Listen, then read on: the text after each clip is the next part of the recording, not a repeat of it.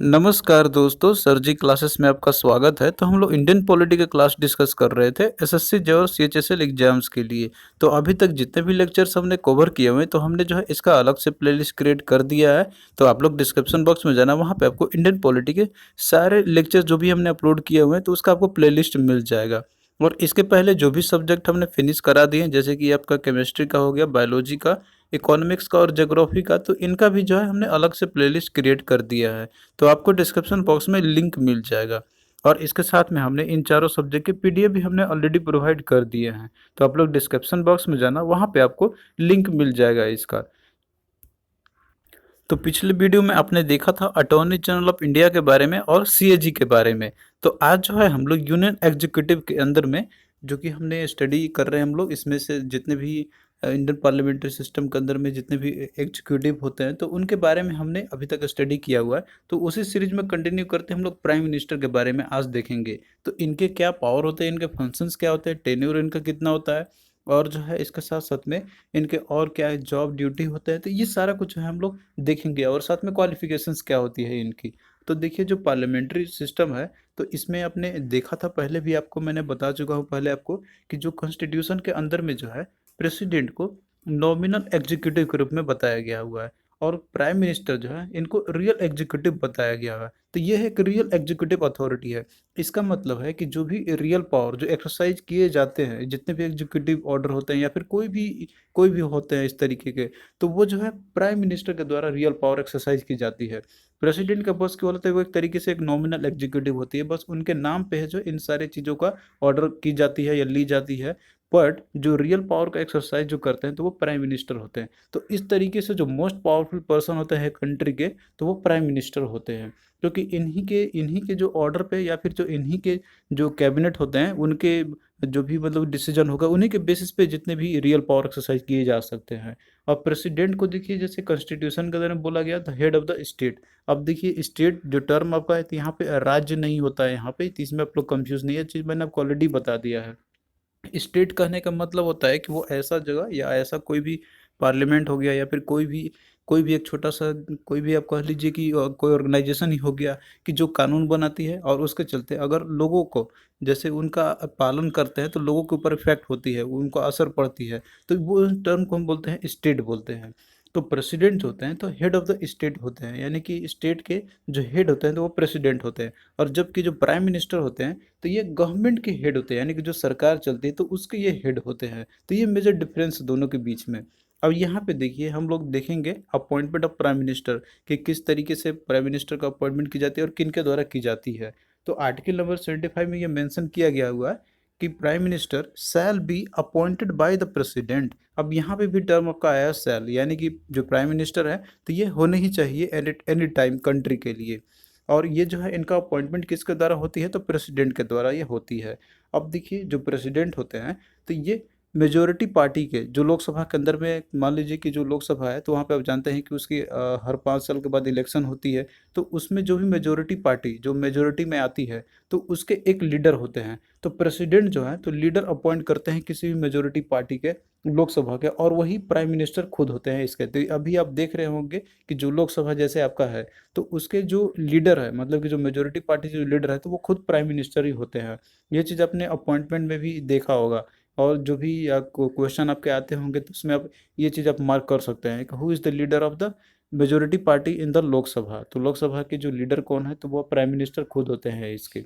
अब लेकिन मान लीजिए कि कोई भी पार्टी के पास अगर मेजोरिटी, क्लियर मेजोरिटी नहीं रहती, जो कि 273 सीट्स की होती है लोकसभा के अंदर में, तो उस समय जो है यहाँ पे प्रेसिडेंट के पास ये डिस्क्रिशनल पावर आ जाती है कि वो जो है अपना पर्सनल डिस्क्रिशन दे सकती है कि वो किसको प्राइम मिनिस्टर वो अपॉइंट करते हैं। तो ये प्रेसिडेंट के ऊपर रहती है अगर किसी के पास क्लियर कट मेजोरिटी अगर नहीं रहती है तो। अब यहाँ पे देखते हैं हम लोग इनके टर्म के बारे में, इनका टीन्योर कितने का होता है प्राइम मिनिस्टर का। तो देखिए, कॉन्स्टिट्यूशन के अंदर में प्राइम मिनिस्टर का कोई भी फिक्स टेन्योर नहीं रखा गया हुआ है कि ये जो है इतने समय तक के लिए ये बने रहेंगे। ये ऑफिस में अपना, मतलब कि जो प्राइम मिनिस्टर की जो कुर्सी इनकी है तो वो तब तक ये बने रहेंगे कि जब तक प्रेसिडेंट का प्लेजर रहेगा। तो ये प्रेसिडेंट के प्लेजर पर रहते हैं यहाँ पे। अब इसका मतलब ये भी नहीं है कि वो प्रेसिडेंट जब तक चाहे वो तब तक रह सकते हैं। इसका मतलब यहाँ पे ये होता है कि जब तक प्राइम मिनिस्टर जो है वो मेजोरिटी इंजॉय करते हैं, यानी कि मेजोरिटी सपोर्ट अगर लोकसभा में जब तक रहती है तो तब तक वो बने रहेंगे यहाँ पे। और आप जानते हैं कि हर 5 सभा के 5 साल, हर 5 साल के बाद लोकसभा की इलेक्शन होती है, तो उसके बीच में भी president remove, prime minister remove किए जा सकते हैं अगर उनकी मेजोरिटी चली जाती है तो। यानी कि जो मेजोरिटी होती है 273 की, अगर वो नहीं रहता है उनका, तो वो किसी भी समय जो है अपने पद से उनको इस्तीफा देना पड़ सकता है यहाँ पे। बस उनका मेजोरिटी बना रहना चाहिए, सपोर्ट जब तक है तब तक वो उनको कोई नहीं हटा सकता। इवन प्रेसिडेंट भी जो है उनको डिसमिस नहीं कर सकते हैं इनके पद से। वो मेजोरिटी बस होनी चाहिए, अगर मेजोरिटी नहीं रहेगी तो उनको जो है प्राइम मिनिस्टर को इस्तीफा देना पड़ता है। तो ये चीज़, टर्म के बारे में कोई फिक्स टेन्योर नहीं है इनका। तो ये जो है प्लेजर एंजॉय करते हैं प्रेसिडेंट का, और जब तक कि मेजोरिटी है इनका लोकसभा के अंदर में। तो आई होप कि ये चीज़ आप लोग अब समझ में आ गए होंगे। तो इसके लिए देखिए कि ये जो मान लीजिए कॉन्फिडेंस अगर लोकसभा के अंदर में नहीं रहती है, यानी कि प्राइम मिनिस्टर का अपने जो सरकार है या फिर जो मेजोरिटी है इनकी, अगर वो नहीं रहती है इनकी कॉन्फिडेंस, मतलब यहाँ पे ये है कि उनकी मेजोरिटी नहीं रहती है, यानी 273 सीट्स का जो रिक्वायरमेंट होती है वो अगर नहीं रहती, कोई भी अगर मान लीजिए अपना जो है वो ले लेता है, कोई अगर कोalition में होता है तो वो अपना जो है सपोर्ट अगर खींच लेता है, तो उसके पास जो मेजोरिटी है जब वो लॉस हो जाती है, तो इस कारण से जो है प्राइम मिनिस्टर को रिजाइन करना पड़ता है यहाँ पे, या तो फिर प्रेसिडेंट उनको खुद डिसमिस कर देते हैं। ये तो ये प्रोविजंस दिए गए हैं कॉन्स्टिट्यूशन के अंदर में। फिर नेक्स्ट देखते हैं प्राइम मिनिस्टर के इनके क्या पावर और फंक्शंस होते हैं यहाँ पे। तो देखिए जो प्राइम मिनिस्टर होते हैं तो ये रिकमेंड करते हैं प्रेसिडेंट को कि किनको जो है मिनिस्टर के रूप में अपॉइंट करना है। अब देखिए आप लोग देखते होंगे कि जैसे डिफेंस मिनिस्टर है, कोई फाइनेंस मिनिस्टर बनते हैं, कोई जो है एक्सटर्नल अफेयर्स मिनिस्टर बनते हैं, तो इन सभी का अपॉइंटमेंट भले ही प्रेसिडेंट के द्वारा की जाती है, लेकिन कौन बनेगा, मतलब कि जैसे किसे अपॉइंट करना, किसे अपॉइंट करवाना है, तो इसके लिए जो रिकमेंडेशन होती है तो ये प्राइम मिनिस्टर के द्वारा की जाती है। और ये जो होता है कि कैबिनेट मतलब कि जो मीटिंग होती है तो उसके में डिसाइड किया अपने में करते हैं ये। बट यहाँ पे जो मेन रिकमेंडेशन होता है तो वो प्राइम मिनिस्टर को होती है। इन्हीं के रिकमेंडेशन से ये है कि जो प्रेसिडेंट होते हैं तो वो अदर मिनिस्टर को ये अपॉइंट करते हैं। और इसके साथ साथ में जो लोकसभा का डिजोल्यूशन जो होता है तो इसके लिए जो रिकमेंडेशन होती है तो वो प्राइम मिनिस्टर के द्वारा ही दी जाती है। तो प्राइम मिनिस्टर जब तक डिजोल्यूशन का रिकमेंडेशन नहीं देगा प्रेसिडेंट को, तब तक प्रेसिडेंट जो है उसको डिजोल्व नहीं करेंगे लोकसभा को। और देखिए डिजोल्यूशन यहाँ पे कहने का मतलब होता है कि लोकसभा को भंग करना, यानी कि जो मेजोरिटी है वो चले जाना। और ये जो है जब जैसे ही इलेक्शन आती है, मतलब 5 साल कंप्लीट टेन्योर जो कंप्लीट हो जाती है, तो प्राइम मिनिस्टर रिकमेंड करते हैं प्रेसिडेंट को कि आप जो है लोकसभा को डिजोल्यूशन कर दीजिए। या तो फिर अगर बीच में ही मेजोरिटी उनकी चले जाती है तो बीच में भी डिजोल्यूशन करने का जो रिकमेंडेशन होता है तो वो प्राइम मिनिस्टर के द्वारा ही दी जाती है प्रेसिडेंट को। और इसके साथ साथ में जो प्राइम मिनिस्टर होते हैं तो ये एक्स ऑफिसो चेयरमैन होते हैं नीति आयोग के। और इसके साथ साथ में नेशनल डेवलपमेंट काउंसिल के भी ये एक्स ऑफिसो चेयरमैन होते हैं। इसके साथ साथ में national integration council, inter state council और नेशनल वाटर रिसोर्स काउंसिल, तो इन सभी की जो है एक्स ऑफिसो ये चेयरमैन होते हैं।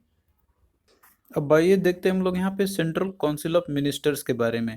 तो देखिए जो काउंसिल ऑफ मिनिस्टर्स होते हैं तो प्राइम मिनिस्टर को इंक्लूड करते हुए इसके साथ में जो और मिनिस्टर्स बनते हैं जो कैबिनेट रैंक के होते हैं, और कुछ जो होते हैं कि स्टेट्स के भी होते हैं, इंडिपेंडेंट चार्ज होते हैं, तो इन सभी को मिला जुला के काउंसिल ऑफ मिनिस्टर्स बोली जाती है। अब यहाँ पे देखिए एक कैबिनेट मिनिस्टर होते हैं कुछ, और कुछ काउंसिल ऑफ मिनिस्टर्स होते हैं, तो इसमें आप कंफ्यूज नहीं होना है। कैबिनेट मिनिस्टर और जो काउंसिल ऑफ मिनिस्टर है इसमें थोड़ा सा डिफरेंस है। कैबिनेट मिनिस्टर वो होते हैं जो कैबिनेट रैंक के होते हैं, लेकिन काउंसिल ऑफ मिनिस्टर के अंदर में कोई जैसे स्टेट के लिए इंडिपेंडेंट चार्ज उनको बनाया जाता है, तो वो जो है काउंसिल ऑफ मिनिस्टर के अंदर वो कैबिनेट के रैंक के अंदर में नहीं आएंगे। तो ये मेजर आपका डिफरेंस है। तो यहाँ पे जो है आप लोग काउंसिल ऑफ मिनिस्टर यहाँ पे दिया हुआ है, तो इसके बारे में हम लोग यहाँ पे देखेंगे। तो देखिए जो कॉन्स्टिट्यूशन है, इंडियन कॉन्स्टिट्यूशन में आप जानते हैं कि जो हम लोग जो पार्लियामेंट्री सिस्टम और गवर्नमेंट को फॉलो करते हैं हम लोग, जो कि ये पूरी तरीके से जो ब्रिटिश का पैटर्न है उसी उन्हीं का मॉडल को हम लोग फॉलो करते हैं। तो जिसमें कि काउंसिल ऑफ मिनिस्टर जो है तो ये होते हैं, और जो काउंसिल ऑफ मिनिस्टर जो है तो इनके जो हेड होते हैं तो वो प्राइम मिनिस्टर होते हैं। तो मिल यहाँ पे कहने का मतलब ये है कि prime minister including the council of minister, तो यही जो है रियल एग्जीक्यूटिव अथॉरिटी होता है पॉलिटिकल एडमिनिस्ट्रेटिव सिस्टम का। इन्हीं के बेसिस पे या फिर इन्हीं के जो ऑर्डर होते हैं या फिर जो इन्हीं के जो सजेशंस या रिकमेंडेशंस होते हैं कि इन्हीं के बेसिस पे जो है प्राइम मिनिस्टर और साथ में जो काउंसिल ऑफ मिनिस्टर के ही जो भी एडवाइस होते हैं तो इन्हीं के एडवाइस पे प्रेसिडेंट सारे जो एक्टिविटीज होता है या फिर जो भी और भी इनके फंक्शंस होते हैं तो वो परफॉर्म करते हैं। तो आर्टिकल 74 में यही मेंशन किया गया आपका यहाँ पे कि there shall be council of minister with the prime minister at the head to aid and advice the president, यानी कि प्रेसिडेंट को ये एड और एडवाइस कर सकते हैं ये कि कौन जो है मतलब कि जो इसके बाद एक्सरसाइज कर सकता है इनके फंक्शंस को, और साथ में जो भी एडवाइस होते हैं प्रेसिडेंट के द्वारा या फिर कोई भी एडवाइस होते हैं कराने के लिए, तो इन्हीं के एडवाइस के बेसिस पे ही प्रेसिडेंट को एक्ट करनी होती है। Council of minister headed by the prime minister, तो जो वो ही रिकमेंडेशन करेंगे काउंसिल ऑफ मिनिस्टर, साथ में जो हेड होते हैं इसके प्राइम मिनिस्टर, तो वही प्रेसिडेंट उसी तरीके जो ड्यूटीज या फिर जो पावर और फंक्शंस होंगे वो एक्सरसाइज करेंगे।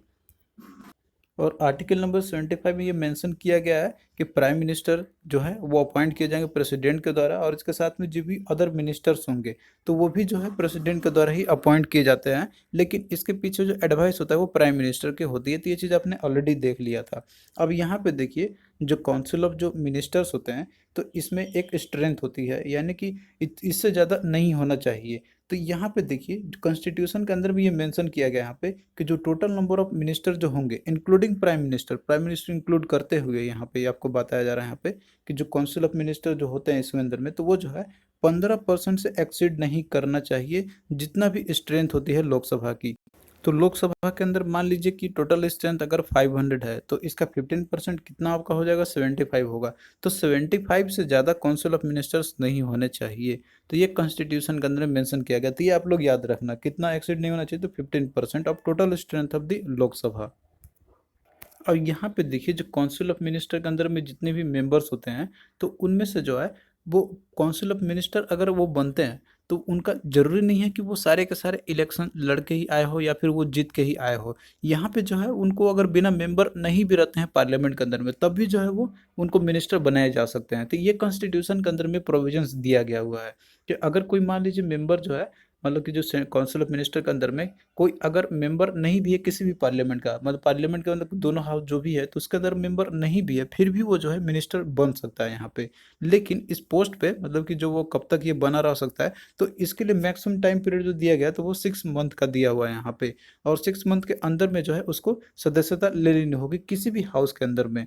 अब जैसे एग्जाम्पल आपकी हम बात करते हैं जैसे एस जयशंकर की है, तो जब वो अपॉइंटमेंट उनकी की गई थी उनको एक्सटर्नल अफेयर्स मिनिस्टर के रूप में, तो उस समय जो है वो किसी भी हाउस के सदस्य नहीं थे, लेकिन उनको जो है राज्यसभा की सीट बाद में दी गई थी। तो इस कारण से जो है वो बने हुए हैं इस पोस्ट पे। तो वो बिना किसी जैसे कि कोई मेंबर रहे हुए भी जो है उनको अपॉइंट किए गए थे। तो ये कॉन्स्टिट्यूशन के अंदर में ये सारे प्रोविजंस दिए गए हैं कि आपको जो है 6 मंथ्स के अंदर में आपको उनका मेंबर लेना होगा कोई भी हाउस का। तो वहाँ पे आपको मे बी आइदर इलेक्शन या फिर बाय नॉमिनेशन आपको जो है लेना होगा सीट वहाँ पे विद इन 6 मंथ के अंदर में। तो ये कॉन्स्टिट्यूशन के अंदर में मेंशन किया गया हुआ है। अब इसके बाद देखिए जो काउंसिल ऑफ मिनिस्टर जो होते हैं तो इसके अंदर में 3 कैटेगरीज होते हैं। तो पहला आपका हो गया कैबिनेट मिनिस्टर, दूसरे मिनिस्टर ऑफ स्टेट, और तीसरे होते हैं कुछ डिप्टी मिनिस्टर्स होते हैं। तो कैबिनेट मिनिस्टर जो हैं तो कैबिनेट मिनिस्टर ये सारे जितने भी इंपॉर्टेंट मिनिस्ट्रीज होती हैं गवर्नमेंट ऑफ इंडिया के अंदर में तो उन सभी के ये हेड होते हैं सेंट्रल गवर्नमेंट का, जैसे कि होम मिनिस्टर हो गया, डिफेंस मिनिस्टर हो गया, फाइनेंस में और एक्सटर्नल अफेयर्स मिनिस्टर्स हो गए। तो ये सारे जो है कैबिनेट रैंक के मिनिस्टर्स होते हैं ये।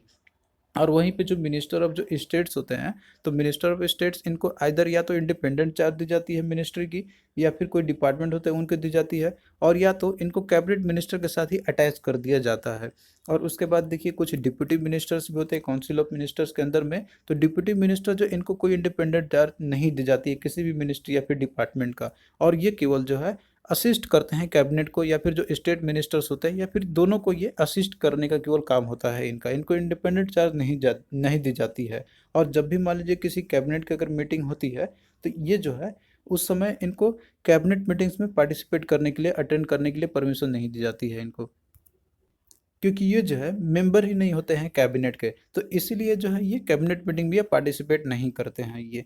अब इसके बाद देखिए कोई भी मिनिस्टर रहते हैं मान लीजिए कि वो कोई अगर इम्पोर्टेंट मिनिस्ट्री होल्ड किए हुए हैं तो वो मान लीजिए कि वो किसी भी हाउस के मेंबर हैं, वहाँ पे मान लीजिए लोकसभा से कोई अगर मेंबर है तो वो जो है दूसरे हाउस में यानी कि राज्यसभा में भी जाके वहाँ पे उसके पास ये राइट होता है कि वहाँ पे जाके स्पीक कर सकता है और उसके जो भी प्रोसीडिंग्स होते हैं तो उसमें वो पार्टिसिपेट कर सकता है। ऐसा जरूरी नहीं है कि वो केवल राज्यसभा का है तो उसको राज्यसभा में सिर्फ अनुमति है वहीं पे जाके मतलब कि वो बोल सकते हैं या फिर जो है पार्टिसिपेट कर सकते हैं, वो किसी भी हाउस में जाके वो पार्टिसिपेट कर सकते हैं। बट उनके पास ये नहीं रहता है राइट कि वहाँ पे जाके वो वोट कर सके। वो जिस भी हाउस के मेंबर है सिर्फ उसी हाउस में ही उसको उनको अधिकार रहेगा वोट करने का।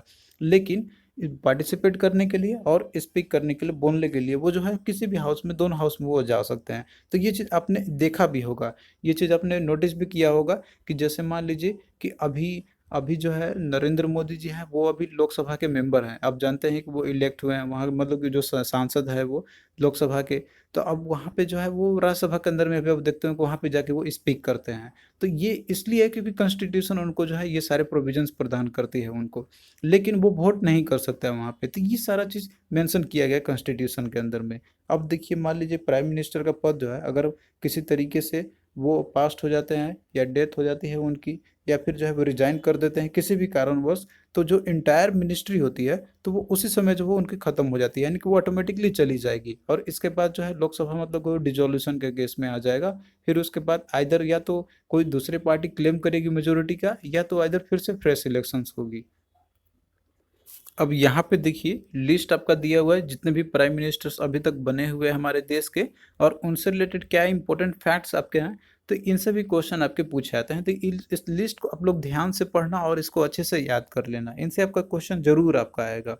तो पहला देखिए, जो हमारे देश के जो प्रथम जो प्राइम मिनिस्टर थे, तो वो थे पंडित जवाहरलाल नेहरू जी। तो इनका जो टेन्योर रहा था, तो 5 अगस्त 1947 से लेके ये 27 मई 1964 तक, यानी कि ये टोटल 16 ईयर्स और 286 डेज तक ये बने हुए थे प्राइम मिनिस्टर के पद पे।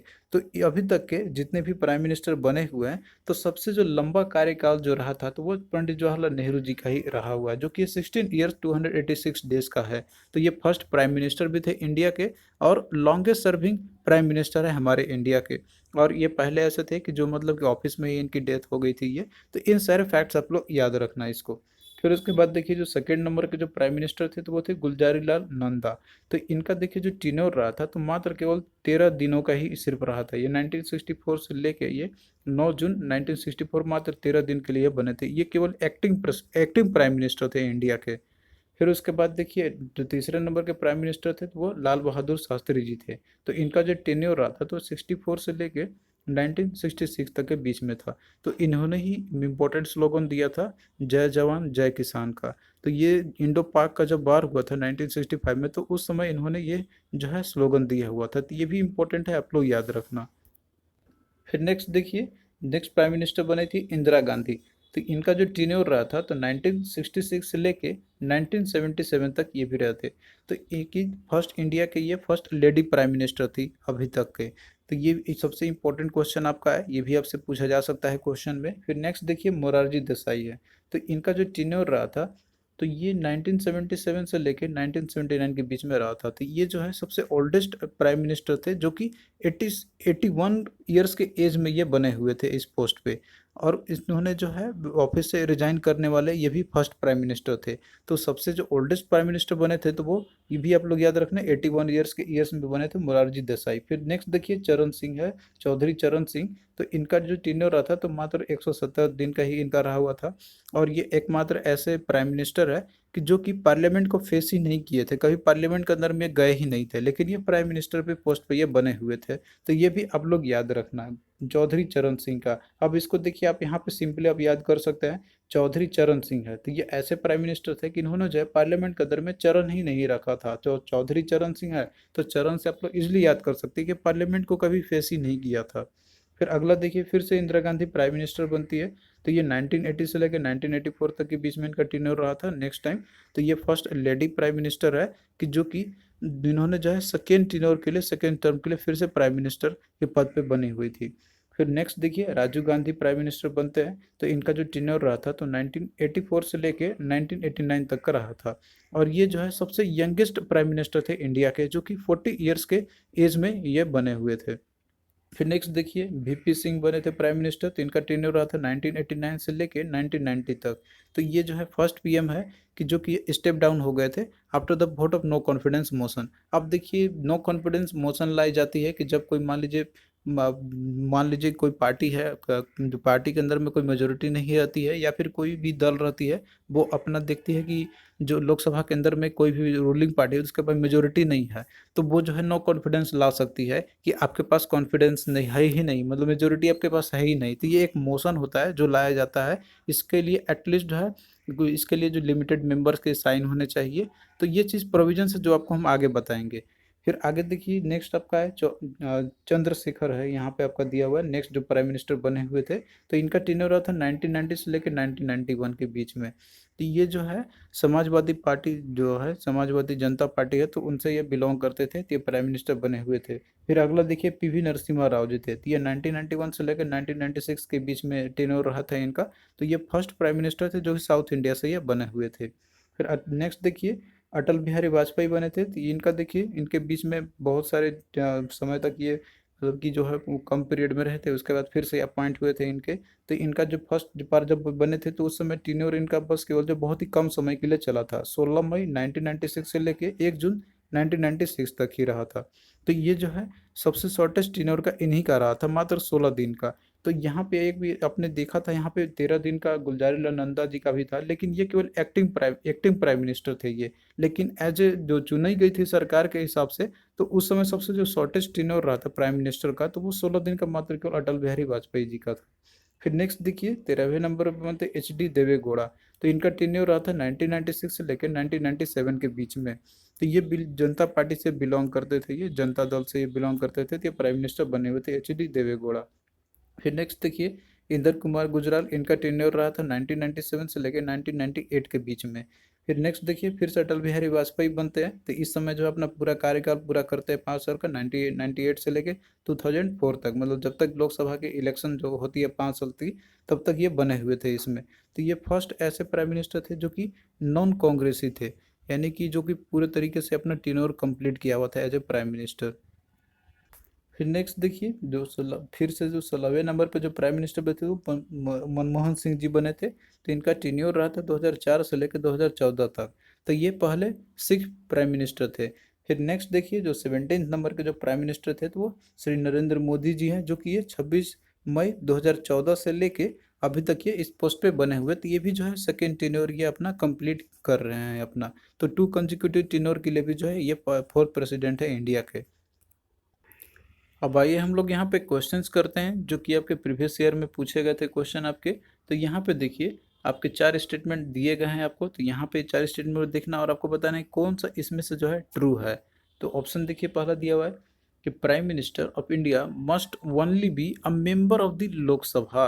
तो ये स्टेटमेंट आपका दिया हुआ है कि जो प्राइम मिनिस्टर जो होते हैं इंडिया के, तो वो जो है सिर्फ और सिर्फ केवल लोकसभा के ही मेंबर होने चाहिए, तभी वो बन सकते हैं। तो ये जो स्टेटमेंट आपका दिया था ये आपका देखिए गलत स्टेटमेंट आपका दिया हुआ है। क्योंकि देखिए जो प्राइम मिनिस्टर होते हैं तो ये किसी भी हाउस के मेंबर ये हो सकते हैं, तब भी वो अपॉइंट किए जा तब भी वो बन सकते हैं एज ए प्राइम मिनिस्टर। तो इसके बहुत सारे इतिहास में एग्जाम्पल भी हैं इसके, कि जैसे प्राइम मिनिस्टर जो है ये मेंबर लोकसभा के नहीं थे, फिर भी ये प्राइम मिनिस्टर बने हुए थे।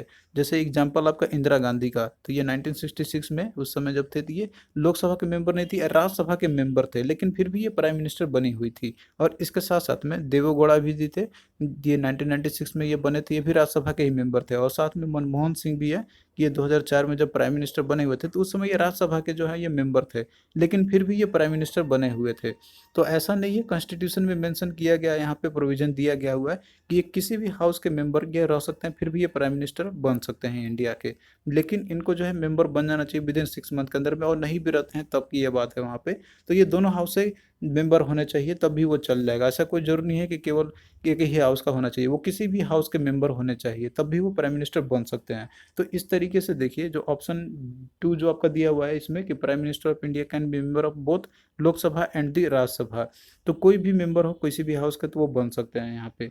तो राइट आंसर 2 आपका, एक तो सही आपका है, इसमें इसमें आपको चूज करना है यहाँ पे। फिर तीसरा देखिए इसमें दिया हुआ है कि British prime minister must only B member of the lower house. तो देखिए जो ब्रिटिश प्राइम मिनिस्टर जो भी बनते हैं, ब्रिटेन के जो प्राइम मिनिस्टर होते हैं ये, तो उनके लिए लोअर हाउस जो है तो वहाँ का मेंबर होना ही सिर्फ केवल रिक्वायरमेंट होती है। वहाँ पे अगर वो राज्यसभा के मेंबर है तो वो प्राइम मिनिस्टर का पद जो है वो ग्रहण नहीं कर सकते हैं। तो ये ब्रिटेन के कॉन्स्टिट्यूशन में ये अंदर में लिखा हुआ है वहाँ पे। तो उनको जो नेसेसरली ये है यूके के प्राइम मिनिस्टर के लिए कि वो जो है लोअर हाउस के मेंबर उनका होना चाहिए, अदरवाइज वो जो है प्राइम मिनिस्टर पे पोस्ट पे नहीं बन सकते हैं। तो ये चीज़ भी स्टेटमेंट आपका 3 जो दिया हुआ आपका सही है।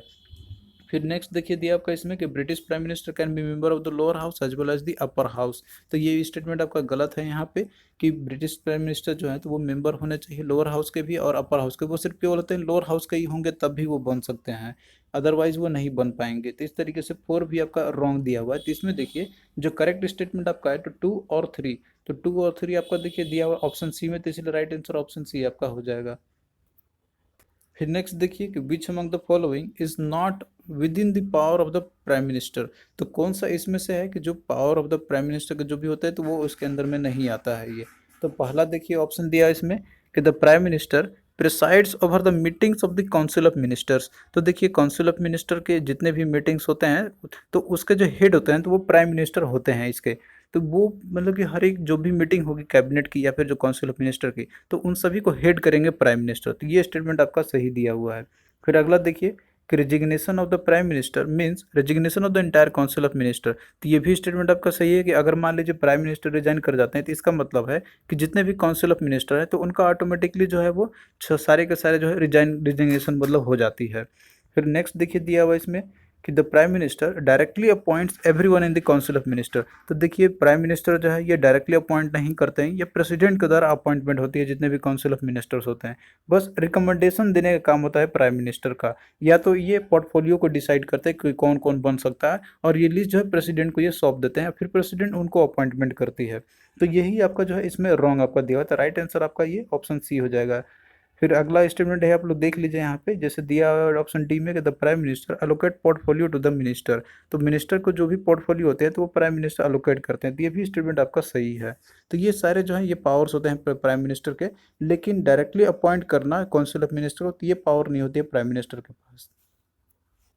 नेक्स्ट क्वेश्चन देखिए कि what is the term of the office of the prime minister. तो देखिए जो प्राइम मिनिस्टर का जो ऑफिस है इनका जो टेन्योर रहता है तो ये कॉन्स्टिट्यूशन के अंदर में मेंशन नहीं किया गया कितना होना चाहिए, इनका कोई फिक्स नहीं किया गया हुआ है। तो ये वो तब तक ये बने रहते हैं कि जब तक इनके पास मेजोरिटी होती है या फिर जो प्रेसिडेंट का प्लेजर होता है, तो ये मेजोरिटी जब तक इंजॉय करेंगे तब तक ये बने रहेंगे अपने ऑफिस पे। तो इसका राइट आंसर ऑप्शन सी आपका हो जाएगा कि कोई फिक्स नहीं किया गया हुआ इनका टेन्योर कितना होना चाहिए। फिर नेक्स्ट देखिए कि who has been the longest serving prime minister of India. तो लॉन्गेस्ट सर्विंग प्राइम मिनिस्टर कौन है इसमें से, ऑप्शन दिया हुआ है इसमें मनमोहन सिंह, जवाहरलाल नेहरू, अटल बिहारी वाजपेयी और इंदिरा गांधी। तो देखिए जो जवाहरलाल नेहरू थे जो कि ये इंडिया के पहले प्रधानमंत्री थे ये, तो ये जो है 3 टाइम्स प्राइम मिनिस्टर के पद पे ये बने हुए थे और ये क्लोजली जो है 16 ईयर तक पोस्ट पे ये बने हुए थे। तो इसीलिए राइट आंसर आपका क्या हो जाएगा, ऑप्शन ऑप्शन बी आपका हो जाएगा पंडित जवाहरलाल नेहरू। तो ये जो है सबसे लॉन्गेस्ट सर्विंग प्राइम मिनिस्टर है इंडिया के। फिर उसके बाद नेक्स्ट देखिए ये भी आपका क्वेश्चन सेम ही आपका एक what is the term of the office of the president. तो इनका कोई भी टेन्योर जो है फिक्स नहीं किया गया वो कॉन्स्टिट्यूशन के अंदर में। तो ये तो थैंक यू दोस्तों, आपको कैसा लगा ये लेक्चर आप लोग कमेंट करके ज़रूर बताना। और इसी तरीके से आगे भी जो है लेक्चर आपका कंटिन्यू रहेगा पॉलिटी का। तो आप लोग से एक ही रिक्वेस्ट है कि आप लोग वीडियो को शेयर करते रहिए अपने फ्रेंड्स के अमंग। तो चलिए फिर मिलते हैं नेक्स्ट वीडियो में, तब तक के लिए बाय।